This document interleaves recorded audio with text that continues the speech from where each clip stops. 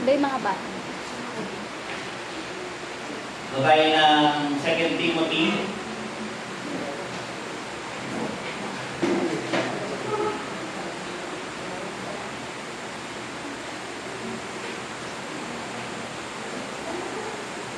Diyan na po kayo sa 2 Timothy.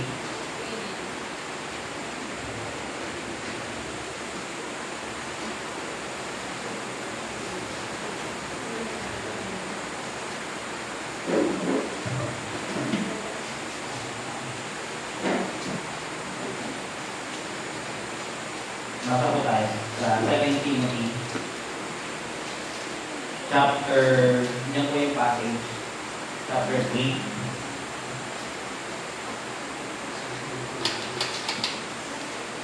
Second Timothy chapter 3. Ayan ako.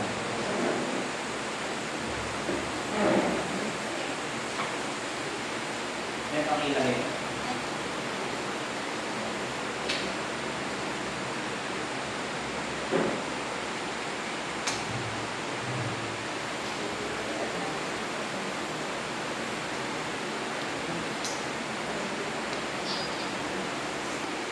Second Timothy chapter 3 verses 16. Babasahin mo po hanggang 17. Sabi dito,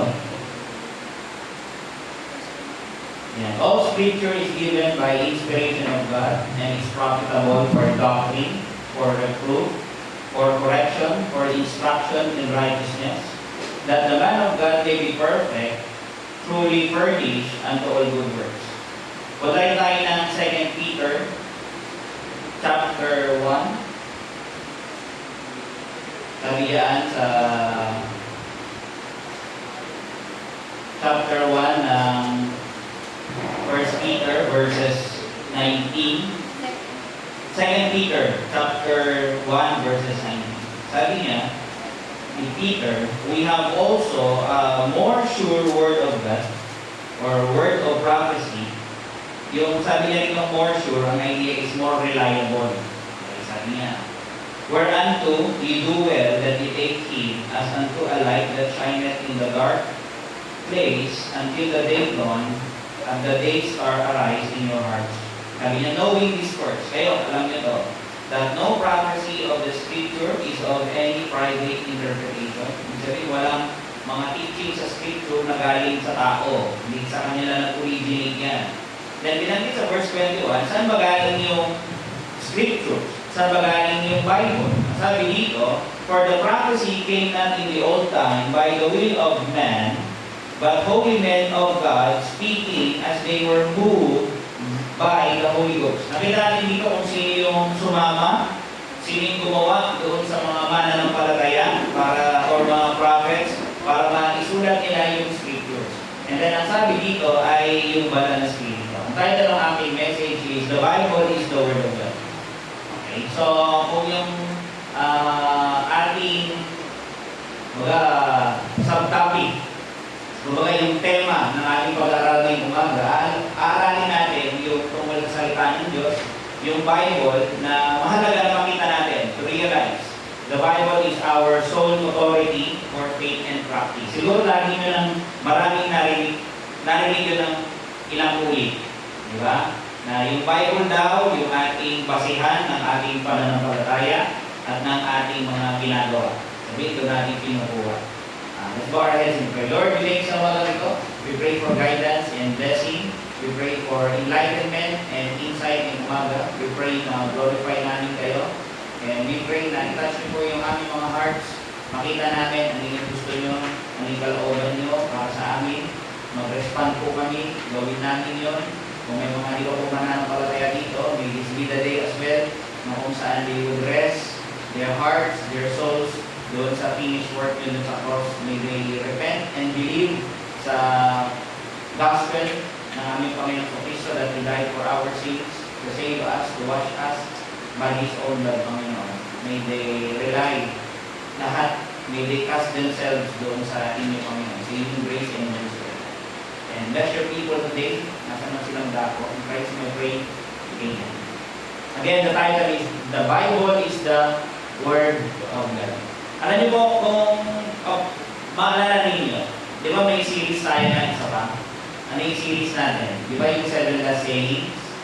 Series natin yun. Actually, patapos na yun. Dalawa na lang ang kulang natin doon. Yung 6, kaka yung 7. Yung it is finished, kaka yung Father, in the thine hand, I commend my spirit. Sabi ng Panginoon sa Kristo. Pero ito, yung message ngayong umaga, this is introductory sermon ng ating bagong series. Kasi magbubukas tayo ng bagong series ng What Does the Bible Teach? Okay? Kumbaga, ano ba yung tinuturo ng Bible? Marami yun, maraming tinuturo ng Bible. Pero susubukan natin na yung pinaka-core ng Christianity, yun yung ating aaralin. Kung hindi po kayo aware, yung ating talagang aaralin sa ilalim ng banner natin o yung series ng What Does the Bible Teach is about those fundamental teachings ng Christianity. Marami tayong tignan dyan. Kumbaga, ito yung magiging doctrinal standard natin. Tayo as a church, dapat ang paniniwala natin as a church and as individual kung ano yung sinuturo doon sa Bible. Hindi kayo pwede mag-invento. Hindi kayo pwede maniwala na gusto niyong paniwalaan. Hindi pwede. You don't have the right. Wala tayong ganun na right. Kahit ako wala. So, yung gagawin natin dito sa series na to, aalamin natin ano ba yung tinuturo ng Bible tungkol sa sarili niya. Ano ba ang sinasabi ng Bible about the Bible? Or about the Word of God? About sa triune God? About doon sa attributes ng Diyos? About creation? About the fall? About man? About salvation? About the church? About the ordinances? About the officers? Pag may mga ano doon na nakita ako doon sa series na yun, na parang nadaanan na natin, i-skip ko na yung topic na yun. Okay? Pwede rin ito, kung yung mga topic na ito, baka aware kayo kasi baka masabi ninyo, Pastor, parang yan, sinabi mo na what does the Bible teach? Tapos yung mga topics na binanggit mo, para siyang may kamukha. Kamukha siya ng confession of faith. Opo, kung di po kayo aware, tayo as a church, meron tayong confession of faith, yung core doctrines ng Scripture na sama-sama natin hinahawakan at pinaniniwalaan. Yun yung sinasabi ng core, yun yung sinasabi ng confession of faith. Minsan, kapag yung ibang simbahan, yung presentation nila dito, ang sinasabi nila ay what we believe. Okay? As a church, what we believe. In regard about church, about Christ, tayo as a church, ano paniniwala natin na kay Christ? Siya ay God sa atin, siya ay Diyos in human flesh. Yun ang idea natin. Yung ibang churches, they present Christ as human being. So, malayo tayo doon. Hindi tayo nila katulad. So, itong mga bagay na ito, this will make us distinct doon sa ibang groups. Okay? Kung tataanin natin yung yung to answer the question. Kasi, gagawin ko po dito, yung yung mga aaralin natin dito, gusto ko na, bakit ganun, Pastor? Kung kamukha naman pala siya ng confession of faith, bakit hindi mo ba sinabing confession of faith yung aaralin natin? Or Baptist confession of faith? Parang ganun. Mas gusto ko na sabihin yung what does the Bible teach? Kasi, pero in a way, yung nandoon sa, baka kasi aware kayo, maghanap kayo, mag-research kayo, subukan nyo. Yung actually, yung Baptist confession of faith, usually mga parang unanimous yung mostly ng mga Baptist churches. Halos pare-pare sila din. Pero mas gusto ko sabihin yung gamitin natin yung what does the Bible teach. Kasi parang yung Baptist confession of faith, sinamaray ko siya ng mga tao. Though wala namang mali doon, not unless ma-point out ako. In a way, pwede natin sabihin niya na what does the Bible teach. Baka itanong niyo, basta yung basically yung confession of faith. Yung confession of faith yan daw yung formal statement of doctrine and belief. Okay, sama rin natin yan. Parang what we believe about the Bible. Naniniwala tayo ng Bible is the sole authority of our faith and practice. Ano paniniwala natin about kay Christ? Ano paniniwala natin about God? Do we believe sa Trinity? Sagot. Do we believe sa Trinity? Yes. Tayo, we believe doon kasi tinuturo ng Scripture yun. So, it makes us apart doon sa mga churches kaya. Parang iba pala yun namin. Iba talaga tayo doon sa iba. Kapag pinapare mo yung doctrinal statement nila. Tapos dito, something na yung doctrinal standards na yan, o yung mga belief na ito yung mga pinanghahawakan natin ng sama-sama. Okay?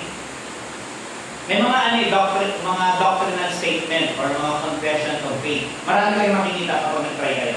Pero dalawa doon sa pinaka-common. Ang makikita mo ay Baptist Confession of Faith, yung 1689. 1689 Baptist Confession of Faith. Saka may makikita rin kayong Westminster Catechism of Faith. Okay? Ano yung pagkakaiba niyan? Yung isa is Baptist yung orientation niya. Yung isa naman ay Presbyterian. Yung Westminster Catechism of Faith ay mga Presbyterian, mga Protestant yan. Okay? So, hindi tayo yan. Somehow, kung tatanong mo, basta saan yung medyo kampanya, nandoon tayo. Yung Baptist Confession of Faith. Pwede nyo i-check. Sa series na to, ito yung heading na gagamitin natin, What does the Bible teach? Tapos sa ilalim yan, magkakaroon na tayo ng iba't ibang mga topics. Pero ngayong umaga, what is the Bible? Yun yung mga sasagutin natin. Ano ba yung Bible ba ay salita talaga ng Diyos? Paano natin masasabi kung ito ay salita talaga ng Diyos? Yun yung mga tanong na dapat ay masagot natin ngayong umaga. Kasi alam niyo, minsan sa mundo natin maraming gulo, di ba? Sa Middle East, may mga crisis tayo makikita. May mga violences, may mga crimes, mga societal issues ngayon. Mga LGBTQ, mga abortion, marami tayong issues na makikita na ganyan. Mga issue na about sa family, mga issue about sa church, mga nangyayari na mga kasalanan. Nakikita natin sa mga areas na yan, sa mga issues na yan, maraming kasalanan, maraming pagsuway sa Panginoon. Kung iisipin natin, bakit ganun yung mga tao? Maraming kasalanan sa paligid namin, maraming mga ganyang issues. One thing na makikita natin, if we are to answer yung question, saan nanggagaling yung mga bagay na yan? Pwede natin sabihin yan dahil doon sa disobedience ng mga tao sa Word of God. Kaya nila ginagawa yung mga bagay na yun, kasi binabaliwala nila at hindi sila sumusunod dun sa salita ng Panginoon. Bakit yung mga tao ay gumagawa ng kasamaan? Pag tayo nagtatanong ng ganyan, may karanasan tayo, naghahanap tayo ng sagot. Saan tayo naghahanap ng sagot? Dapat dito. Sa Bible. Ito yung kasagot ng ating mga katanungan. Ang Diyos ang nakakaalam ng lahat ng bagay, kaya sa mga tuwid, siya lamang makakasagot ng ating mga katanungan. Sa Biblia, mga kapatid, ito, yung 656 books, dito inihayag ng Panginoon yung kanyang sarili. Alam niyo po ba, may mga kaparaanan ng Panginoon para ipahayag yung kanyang sarili. Maraming way para makilala natin siya. Pero hindi lahat yun ay enough. Okay? No-clarify ito. Kasi halimbawa, mayroong kaparaanan ng Diyos na nagpakilala sa through general revelation. Paano niya pinakilala yung kanyang sarili? Through creation. By looking sa creation, nakikita natin na mayroong designer, mayroong creator. Pero hindi tayo kayang i-point yan doon sa tagapagligtas o sa Panginoon Kristo. Kasi by mere looking dito sa mga paligid natin, yung mga animals, yung beauty ng creation, alam natin na mayroong heavenly being, na mayroong Diyos, hanggang doon lang, na mayroong makapangyarihan na gumawa nito, na nag-design nito, at nagsusustain ng mga bagay nito. Pero hindi natin makikilala ang Panginoon Kristo doon. Yung kulang. Meron pa na isa is true conscience. Somehow nakikita natin, pag tayo na-experience yung konsensya nyo, na parang mali yung ginawa ko. Bakit? Kasi we are a moral being. Tayo ay may moralidad. Create tayong ganun, na alam natin yung right and wrong. At yung conscience, yung parang ilaw yun. Nag-blink yun kapag may ginagawa kang mali. Parang mali ito Ganun ang trabaho ng conscience. Di ba yung trabaho ng banal na spirito? Kasi banal na spirito nagpo-convict through God's word. Pinapakita niya, pinapare-realize na yun na ikaw, ano yung kalagayan mo kung ikaw ba ay makasalanan.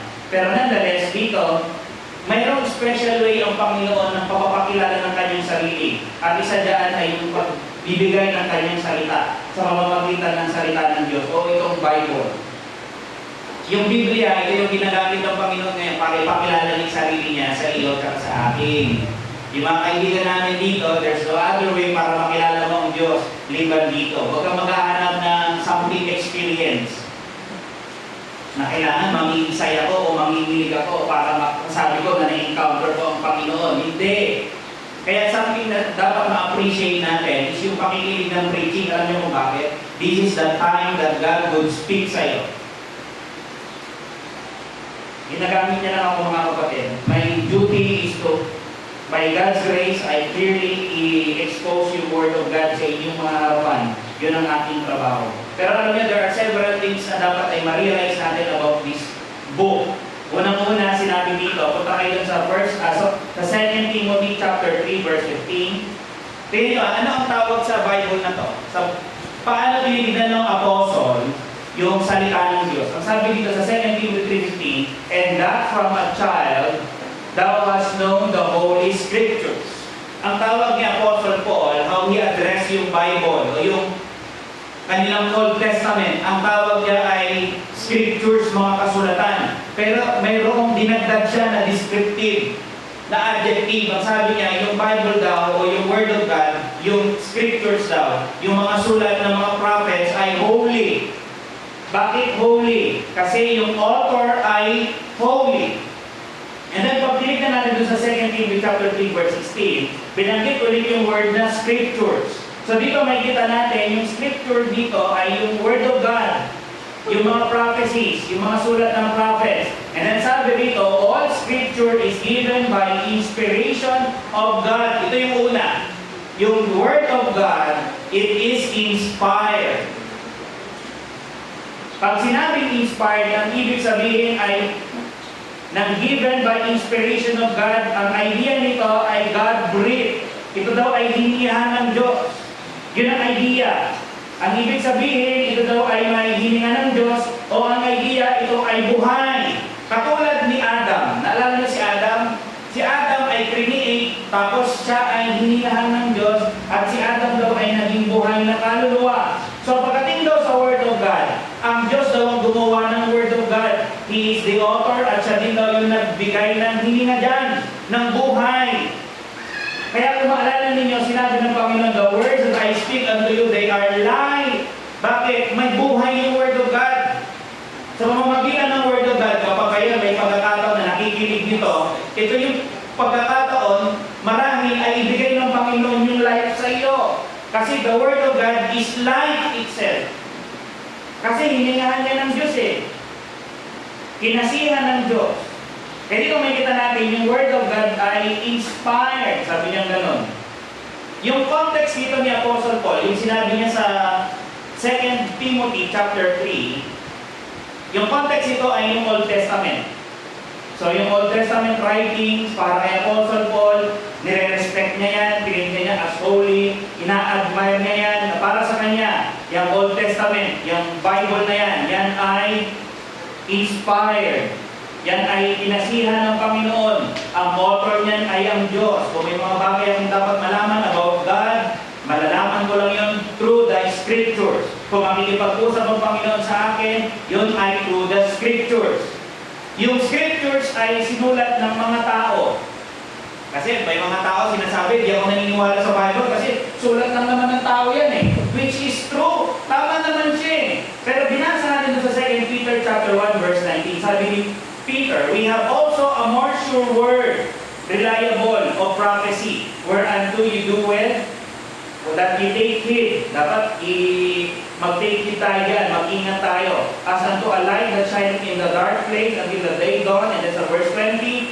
O kayo, mga believers, knowing this verse, that no prophecy of the Scripture is of any private interpretation or come from himself, yung galing sa kanya. Bakit? Sa magaling ang prophecy, sa magaling ang Scripture. For the prophecy came not in the old time by the will of man, but holy men of God. Yung Scriptures ay holy. Ito ay gawa ng mga holy men. Ito ay authored by the Holy God. Dalawa yung author eh. Dual authorship. Yung Scriptures na inaari natin, sa time ni Paul, yung Old Testament, yan ay sulat ng mga prophets, pero hindi ordinary men. Sila ay mga holy men. Hindi sila yung nandiyan lang sa kanto na kung ano-anong vision ginagawa, tapos all of a sudden, bigla ng sulat ng Scriptures. Walang ganon.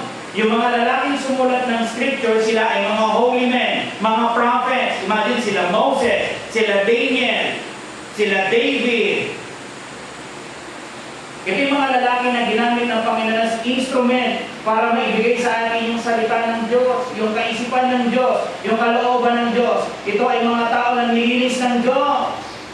Ang Diyos na nagdikta sa kanila kung ano ang isusulat. Hindi sila sinaniban, na parang sinaniban sila tapos kumuha sila ng panulat, tapos nakapikit, hindi ko alam kung nakaldila, pero tulala, bigla nilang sumusulat. Hindi ganun sinulat ang scripture. Sinabi na Panginoon kay Moses, Moses, itong isulat mo. Okay po, sige Lord. Okay. Okay. Andun, conscious siya. Inalaw ng Panginoon na yung mga authors na ito ay nagamitin doon yung kanilang mga personality. Kasi sa New Testament, makikita natin yung mga instances. Sinulat nila Paul, na mga apostles, yung mga epistle nila o mga gospels, na nandun yung emotion nila. Si Paul, may time pinagagalitin yung mga Galatia. So yung personalities nila nandoon, yung mga vocabularies nila. Anong vocabularies? Yung mga alam nilang words. Pag kinumpare yung Peter doon sa sulat ni Paul, mas masterly yung output ni Paul. Bakit? Lawyer kasi siya. Si Peter ay businessman, siya ay fisherman. Kaya yung wordings niya is something hindi ganun ka-taas yung vocabulary niya. Pero nakakatawa dito kasi nung sinulat, ginamit sila ng Panginoon para magawa yung scriptures na ngayon ay New Testament naman, on the other hand. Ginamit ng Panginoon yung mga personalities nila, mga vocabularies nila, mga emotion nila intact nung sila ay nagsusulat. Sabi nga ng isang commentator that the speech of the prophets, when the Holy Spirit clothed them in all their words, was directed by a divine influence. So yung writing ng scripture, ito ay in-influence ng Diyos sa mind nila at sa heart nila. Sinanctify sila. And the prophet could not speak in the choice of his own words. So Old Testament, sinasabi ng Diyos na nagsusulat. Sa New Testament, sinulatan ni Paul kung ano yung need dun sa church, pero ginamit yung kanilang vocabulary, yung kanilang personality. Baka maitanong ninyo, what was the purpose of God's Word in the lives of His people? Nakalagay dito, sa 2 Timothy chapter 3, verse 16. Ang sabi dito, ano yung gamit ng Word of God? Ano yung purpose? All Scripture is given by inspiration of God, then I inspired. May pakinabang ba tayo sa Word of God? Yes. It is profitable for doctrine. Sabi niya ganun. What is doctrine? Teaching. Do you want to know kung ano yung gusto ng Diyos? Do you want to know ano yung teaching ng scriptures, ng Bible? Then read the Bible. Ito ang magtuturo sa iyo kung ano yung mga paniniwalaan mo dapat. Sabi nga itong doctrine na ito, tinuturuan tayo ng iba't ibang mga bagay kung paano natin makikilala ang Panginoon. Kasi maraming books yan Ano ba yung mga dapat natin paniwalaan? Ano ba yung mga aral ng Diyos about sa sarili niya, about sa tao, about sa mundo? Ano ba yung mga krinikit ng Panginoon? Malalaman natin yan lahat dito sa Bible. Sabi nga dito sa isang commentary again, for the discovering, yung doctrine daw, para sa yan, for the discovering, illustrating, and confirming any doctrine concerning God, the being, the person, and perfections of God, concerning His creation, fall of man, concerning the person and office of Christ, concerning redemption, justification by righteousness, forgiveness of His sin, forgiveness of our sins through His blood, reconciliation and atonement by His sacrifice. Alam mo yung tinuturo niya about eternal life, paano ba tayo magkakaroon ng eternal life? Lahat yan nasaan? Sa Bible. Hindi ka mo kailangang manghula. Hindi ka pwedeng mag-invento ng sarili mo. Alam ko, kailangan para tayo makarating sa langit ay maging mabuti tayo ng tao. Saan mo kinuha yun? Kailangan ay mabaptize ako. Saan mo kinuha yun? Kung yun ang paniniwala mo. You're not free. You don't have the issue to believe what you want to believe. Wala tayong ganun. Wala tayong right na ganun. Dapat sa atin, magkaroon tayo ng pagkakataon na may encounter yung Word of God. Basahin natin, have a teachable spirit, mag-pray tayo, Lord, teach me thy truth. Teach me thy word. Ganun dapat yung attitude. Kaya dito makikita natin yung Word of God, may pakinabang yan, hindi lang sa mga ministro, pero lalo na sa bawat isa sa atin. Ano ba yung pakinabang dyan? Hindi lang sa doctrine, sa pagtuturo. Reproof. Alam niyo yung reproof? Yung reproof, ito yung pagsasabi sa atin ng mali.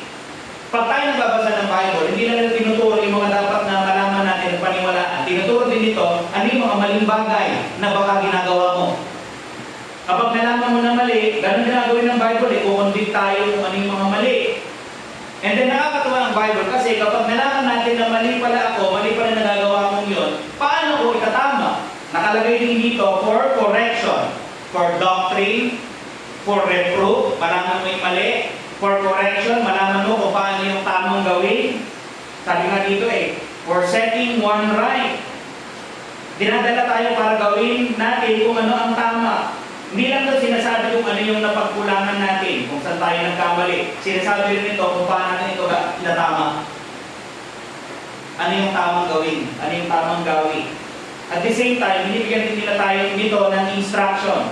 Paano ang instruction? Yung word dito ng instruction, ng idea is discipline. Andun yung idea ng training. Kung baga sa mamamagitan ng salita ng Diyos, nabibigyan tayo ng training, ng warning, ng example, ng mga pangako, ng pagkatama, yung pagkukorek, na ibibigay sa atin yan sa mamamagitan ng salita ng Diyos.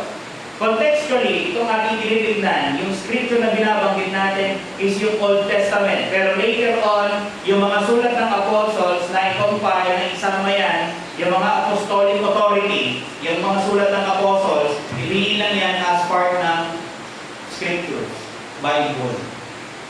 So ano yung mga tinitignan natin? Ano yung Bible na meron tayo? Sulat ng mga prophets and sulat ng mga apostles. Kailangan natin yan mga kapatid, kailangan natin yan, yung instruction na yan. Kaya pag tayo nandito, nag-gather tayo, maigi, bakit? Ito yung time, nalalaman natin yung doctrine, kung ano yung dapat paniwalaan. Nalalaman natin, baka nagkakamali tayo, nire-review tayo. Pag tayo nare-review, kasama din sa Word of God, na ituturo sa atin how to make things right. At kasama pa noon, binibigyan pa tayo ng further instruction or tinitrain tayo. Hindi necessary na may ginawa ka pa. Hindi. Tinuturuan ka pa kung ano pa yung mga dapat mong gawin bilang mananampalataya. Kaya maganda kapag tayo nandito, continually na nakikinig at nag-aaral ng salita ng Diyos. Pangalawa, not only that the Bible is inspired, it is also inerrant. Pag sinabing inerrant, ang ibig sabihin, walang error. May mga tao nagsasabi, di ako naniniwala sa Bible kasi sulat lang ng tao yan Tsaka yung tao nagkakamali. So yung Bible, dahil sulat ng tao, di nagkakamali rin yung Bible. May mali din dyan. Minsan ginagamit nila, may mga contradiction. Sabihin nilang ganun.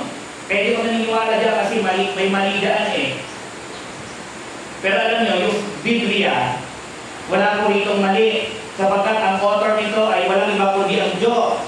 Tandaan nyo ginawa siya ng may tao na ginamit ang Panginoon para may sulat. Pero hindi nga lang siyang author Sino yung author doon sa Peter? Sabi, they were moved by the Holy Ghost. Mali mo, ang author ay Holy Ghost, Holy Men. Ano yung product nila? Holy Scriptures. And then you will tell me, may mali yung Scriptures. Wala. Ang sabi ng John 17:17, sanctify them through thy truth, thy word is truth. The word of God is truth. Pag may error yan, ibig sabihin may lies. Something is wrong. Pero wala nga, kasi yung word of God is absolute. Totoo daw yan. Yung salita ng Diyos ay totoo. There's no error or without sin. Sabi nga, tingnan mo to sabi ng Panginoon Kristo, kahit siya, para niya tinitignan yung scriptures doon. Sabi niya, doon sa Matthew 4:4, nung kausap niya yung David, sabi niya, but he answered and said, it is written, man shall not live by bread alone, but by every word that proceeded out of the mouth of God. Ang tao daw ay hindi na nabubuhay sa tinapay, na kinakain, na literal, na galing dun sa arena. Ano dapat ang kinabubuhay ng tao na higit pa doon? Yung Word of God. Yung ating spiritual body. Hindi lang yung physical yung pinifeed, dapat yung spiritual body rin. Kaya kung tayo mananampalataya, how we need na magkaroon ng pagkakataon na nag-aaral palagi ng Word of God to feed our soul. Saka itong Biblia, since ito ay gawa ng Diyos na katotohanan, ang Panginoon Kristo ay katotohanan, ang Diyos ay katotohanan. Sinabi ng Titus 1:2, in hope of eternal life, which God that cannot lie. Walang error, walang kasinungalingan, walang mali ang Bible. Kaya nga, the Bible, it is inerrant. Kanina, inspired. Sabi, influenced by God, hiningahan ng Diyos yan, pinasihan ng Diyos. Kung ang Diyos ay kasama dyan, So makikita natin yung Bible, walang mali. Kasi ang Diyos nga, walang mali. Perfect siya. And thirdly, the Bible is infallible. Kanina, inerrant. Ano yung infallible? Kanina, walang error. Yung infallible, ang ibig sabihin ay incapable of error. Walang mali itself, tapos walang kakayanang magkamali. Hindi pwedeng magkamali. Yung inerrant in entirety, walang mali. Yung infallible, hindi nagkakamali. Walang room na magkamali. Ganon yung Word of God. Inspired, inerrant, infallible. Pero pag ganyan dito, kasi pastor, ang hawakan dito, King James Version, Bible ito. Ito ay translation. Pero yung sinasabi dito na infallible is yung original manuscripts. Yung Hebrew na Aramaic na Bible, saka yung Greek na sulat ng mga apostles, yung original na Bible, yung original language, yan yung infallible. Walang mali ang mga yan. Bakit paano wala? Ano nasabi na there's no room na magka-error, tapos walang error, pabalik tayo dun sa reality, dun sa dahil yan ay gawa ng Diyos. So, yung attributes ng Diyos na ma-manifest yan sa Word of God. Ang sabi ng Bible, the law of the Lord is perfect. Ano yung law of the Lord?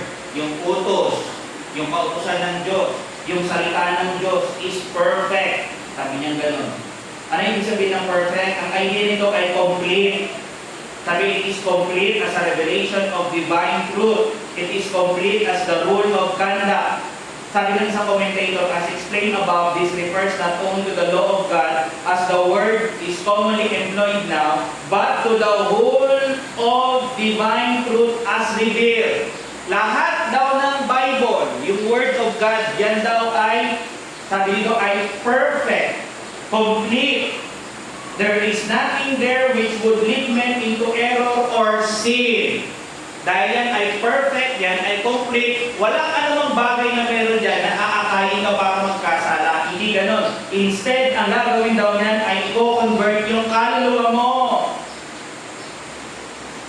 Alam niyo kasi nung kalingan, hindi magbabago ng tao yun. Katotohanan lang nakakapagbago ng tao.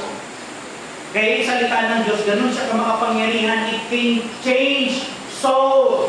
It can save souls. Yung mga hindi paligtas ngayong umaga, kaya kayong iligtas ng Diyos ngayon. Kasi yan ang sabi niya eh. The law of the Lord is perfect, converting the soul. Ano yung ginagamit niyang instrument? Para iligtas ka. The Word of God. Magkakakonect lahat ito. May paraan ng Diyos para iligtas kayo. Yung minister, nagpapaliwanag. Yung Word of God, yan yung instrument. Pero yung nako-convert ng soul, sinong person ang in charge? Yung Holy Spirit.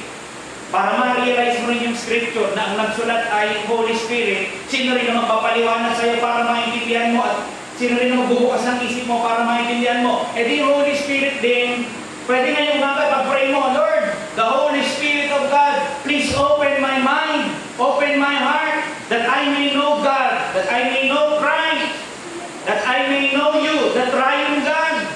Pwede ba yun ang prayer mo? Yes! Pwede! Dapat! Nalala niyo ba yung sinabi ng Panginoon sa John 14:6? I am the way, the truth. Sabi niya naman. The Lord Jesus Christ is the truth.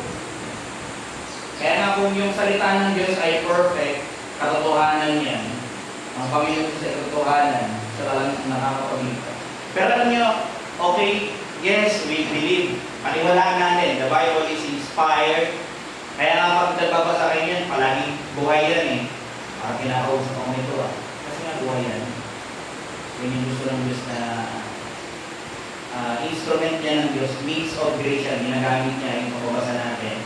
And then yung Word of God, para i-illumine yung mind natin, magpulo tayo spiritually. Kaya huwag yung ililiwat yan. The Bible is inspired, the Bible is inerrant, no error, infallible, no capability to have error. Kaya kung lahat yan, ganyan, yan yung reality, yan yung truth. So may kita natin, the Bible is authoritative. Alam niyo authoritative? Pag sinabing authoritative, ang ibig sabihin niyan, yan ay pinakamataas. Yan dapat yung masusunod sa buhay mo. Kung meron kayong dapat sundin sa buhay niyo, ito yun, yung authority ng Word of God. Sa buhay natin, kung magkakaroon tayo ng standard, it should be the Bible. Okay? Sa buhay nyo, anong standard nyo? Sagot dapat doon, the Bible. Dito ko kukunin, how should I live? Kung matututunan ko yung paano mabuhay sa harap ng Diyos na malulugod ko siya, it's through this book. Kung ako may dapat paniwala ng mga bagay, malalaman ko lang yun through this book. Dito yun. Dito kailangan babalik. Tayong lahat. Kung ano yung gusto ng Diyos na set of beliefs, ano yung conduct or life na re-require ang Panginoon sa amin, paano mo malalaman yun, dito yun sa book na yun. And how should we respond sa book na to? Ano ba yung tamang response sa Bible? We should submit. Alam niyo ibig sabihin ng submit? We should voluntarily bow down ourselves. Magpasakop tayo. Lord, the Bible is your word. And so therefore, ikaw yung masusunod sa buhay ko. Yung word mo, yan yung standard ko ngayon. Naniniwala ako dyan. I believe that the Bible is your word of God, is your word, and is authority over me. Dapat yun tayo.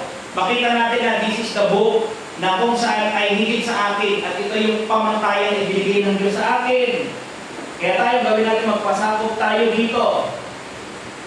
Katulad din ng Panginoon sa Kristo, kung paano niya pinapasakit yung sarili niya doon sa Word of God o doon sa Will of God.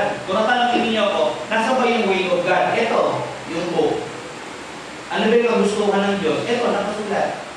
Ano ba yung gusto niyang gawin mo? Ito nga, nakasulat. Gawin natin. I-obey natin. Pero kasama noon, magre-respond tayo by submitting ourselves. At makikita natin yung submission na yan, exemplify ng Panginoon sa Kristo. Nung sinasa Gethsemane, sabi niya, not as I will, but as thou will. Kaya pag tayo may ginagawa, Lord, prayer ko to, pero hindi sa kagustuhan ko, pero kayo po, as you will. Lord, kung ito yung will niyo, dapat ganito pala. So, gagawin ko dapat. Gagawin ko dapat. Not only na mahalaga na mag-submit tayo, ito yung proper response dun sa Word of God or sa Bible. Submit to Him, commit ourselves to Him. Dapat nandun yung commitment natin. Kung-commit ko yung sarili ko sa Word of God. Papasakop ako, papailalim ko yung sarili ko, maniniwala ako dito, tapos kung-commit ko yung sarili ko that whatever happen, ito yung gagawin ko sa buhay ko. Dapat nandun yung commitment nyo. Kasi pag wala tayong commitment, darating tayo, magpo-compromise tayo. Darating tayo, pipiliin mo na lang. Hindi pwede. And thirdly, not only we submit ourselves, commit ourselves, but also we obey yung Word of God. Diba sabi ng James 1:22, but be doers of the Word, and not hearers only. Ano yung maganda sa Word? Kung nagsubmit naman ako dyan eh. Nagpo-commit naman ako dyan, hindi ko lang ginagawa. Kundi useless. There's no such thing as submission, tsaka commitment doon sa Word of God, pero disobedient ka. Dapat consistent lahat yun. Do you want a happy life? Sabi ng Bible ng Panginoon sa Kristo, blessed are they that hear the word of God and keep it. Not enough na narinig mo. Kailangan daw gawin mo. Then you can assure happiness. Then you will be happy. Mga kapatid, alalahanin po ninyo ito. That the Bible is our sole authority of our belief and our conduct. Mabuhay tayo ayon doon sa Word of God. Ito yung buhay natin mga kapatid. Let's depend dito. Sino na mapanghinaan ng loob? Alam niyo kung saan niyo kukunin yung lakas ng loob? Yung kaalaman na kailangan niyo, how we will endure yung life na to? Yung mga hinaharap natin, this book. We need strength. Do we need strength? Dito tayo lumapit. Sabi nga dito these words ang nagliligtas sa 2 Timothy 3:15, which are able to make the wise unto salvation. Ano yun? Yung scriptures. Ano ginagawa ng scriptures? it will make you wise unto salvation. Tinuturo ng Bible kung paano mamaligtas. Pinapakilala ng Bible yung tagapagligtas. Pinapaalam ng Bible paano makakamtan yung kaligtasan na yun by faith, by believing sa Panginoon sa Kristo. Yung mga kaibigan namin ngayon, ito yung dapat yung gawin, mag-submit kayo sa authority ng salita ng Diyos. Kasi kung hindi kayo mag-submit, hindi kayo maniniwala, hindi kayo mag-commit, hindi niyo susundin yung salita ng Diyos, I'm sure there will be a tragic end para sa iyo. May matinding hangganan o nag-iintay sa iyo. Bakit? There is danger in rejecting His Word as our authority sa buhay natin. Ulitin ko mayroong danger, mayroong panganib. Ano bang panganib kung hindi kong baliwalain ko yung salita ng Diyos? Ano ang panganib kung hindi ko sundin ang salita ng Diyos? Alam niyo ba yung hindi pagsunod sa salita ng Diyos? Yung hindi pag-acknowledge as our authority sa Word of God? Hindi pag-aari na yan ay salita ng Diyos at kalooban ng Diyos para sa akin? Alam niyo kapag ganun tayo, we are in a situation na self-destructing na kaagad tayo. Nalala niyo sa Proverbs 13:13, ang sabi, whoso despiseth the word or the Bible, yung nagne-neglect, yung nagpabaliwala, yung walang pakialam sa Bible, sabi ganun shall be destroyed. Whoso despiseth the word shall be destroyed. Parurusahan daw ng Panginoon, but he that feareth the commandment shall be rewarded. There is blessing in obedience. There is punishment in disobedience. Very left and right lang, walang middle ground. Tsaka alam nyo, bakit self-destructing yung pagwawalang bahala sa salita ng Diyos? Kasi kapag yung salita ng Diyos, wala tayong pakialam, wala tayong kalasag. Alam niyo yung kalasag? Kung nakikipaglaban kayo, parang kayong panangga. Sabi ng Proverbs 35, every word of God is pure. He, ang Diyos, yung salita niya, is a shield unto them that put their trust in Him. Or yung mga nagtitiwala sa Word of God, para silang may protection. Bakit? Ang Diyos yung nagpo-protect sa kanila. Paano pag binabaliwala ko yung Word of God? Distraction na naghihintay sa'yo. Sino magpo-protect sa'yo?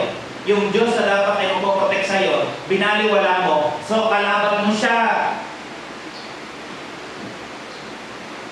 Pangalawa, kung tayo babaliwalain natin yung Word of God, we are making our prayers or turning our prayers into abomination. Sabi ng Proverbs 28:9, he that turneth away his ear from hearing the law or the Bible. Pag wala ka na pakialam sa pakikinig ng salita ng Diyos, even his prayer shall be abomination. Magiging karumal-dumal daw yung prayer niya. Yung mga tao na bumabaliwala sa Diyos, walang pakialam sa Word of God. And yung pinakamatindi, walang pakialam doon sa incarnate Word, the Lord Jesus Christ. Yung pinakamatinding kasalanan, baliwalain mo yung Word. Sinong Word? Yung incarnate Word, the Lord Jesus Christ. Pag yung tao binaliwala siya, alam niyo sabi, kahit daw yung prayer niya, abomination. Madumi sa harapan ng Diyos. Karumal-dumal. Bakit? Binabaliwala niya yung Word Ganun kahalaga yung Word of God sa Diyos. Salita na yun, painapahalagahan niya. Pahalagahan din natin. Hindi lang ito magbibigay ng distraction kung babaliwalain natin. Hindi lang ito paparumihin yung ating panalangin. Alam niyo mangyayari? Kapag yung salita ng Diyos binabaliwala natin, yung ganung kalagay, yung attitude na yun, ilalayo tayo lalo sa Diyos.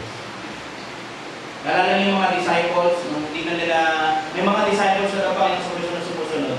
Nung malalim na yung mga tinuturo niya about doon sa bread, yung about doon sa pagkain ng laman niya, yung pananampalataya sa kanya yung pinaka-bottom line. Hindi niya na maintindihan, iniwan nila ang Panginoon sa Kristo. Pero ang point doon, pag iniwan mo yung Word of God, it as though you're walking in darkness. Wala ka nang liwanag Diba ang nandun kanina? Anong sabi? Sa Proverbs 6:23, for the commandment is a lamp and the law is light. Alam niyo yung batas ng Diyos, yung salita ng Diyos, para daw yan lang para gusto mo makarating sa gusto mong puntahan. Di gumamit ka ng ilaw. Ano yung ilaw? Word of God. Psalm 119 verse 105. The word is a lamp unto my feet, sabi ng psalmist, and a light unto my path. Kailangan natin ng ilaw. Panglima, kapag tayo daw, binabaliwala yung Word of God, it is as though we're depriving ourselves for salvation. Para tinatanggalan mo ng pagkakataon yung sarili mong maligtas. Wala kang pakialam sa kaligtasan, ganun ang bottom line. Kapag wala kang pakialam sa Word of God, di mo pinapansin. So wala kang pakialam sa kaluluwa mo, wala kang pakialam sa kaligtasan na nabunga sa Diyos. Kasi bakit ganun? Basta pag binaliwala ko yung Word of God, parang binabaliwala ko yung kaligtasan. Parang binabaliwala ko yung pananampalataya. Kasi sabi ng Romans 10:17, so then faith cometh by hearing, and hearing by the Word of God. Pag binaliwala mo yung preaching, yung Word of God, wala ka dito. Paano mo matatanggap yung pananampalataya kung hindi ka nakikinig? Kaya nakakonect dito. Paano daw dumarating? Kailan saan ang pagkakataon dumarating yung pananampalataya? By hearing of the Word of God. That's how important na magkaroon tayo ng contact with the Word of God. Yung mga taga-Thessalonica, ganyan ang experience nila. Narinig nila yung preaching ni Apostle Paul and they believe. Sabi ng 1 Thessalonians 2:13, when ye received the Word of God which ye heard of us. Kita niyo yun? Narinig din nila yung preaching from Paul and they believe. Naligtas sila. Let me end. Kaya paano ang tao magkakaroon ng pagkakataon na maligtas siya? Kung yung sayangin yung pagkakataon na makakarinig kayo ng Word of God. Habang may pagkakataon ka na makarinig ng Word of God, seize the opportunity. Ay, Sunday ngayon, pumunta ako. May Bible study, punta ako. Makikinig ako. Diba? Kasi alam niyo sa pakikinig ninyo, kung maaawa ang Diyos, baka ito yung araw ng ikaliligtas mo. Ang Biblia ay salita ng Diyos. Ang Diyos ang gumawa nito. Siya ang nag-author. Kaya magpasakop tayo dito. Tubig natin sarili natin. Sundin natin. Ng buo nating lakas. Sa lahat ng buong buhay natin. Pahalagaan natin yung salita ng Diyos. Pahalagaan natin yung aklat na ito. Huwag na tayo maghanap ng ibang authority. Yung tradition. Naging tradition. Yung sabi, lumalaban sa Bible. Tradition.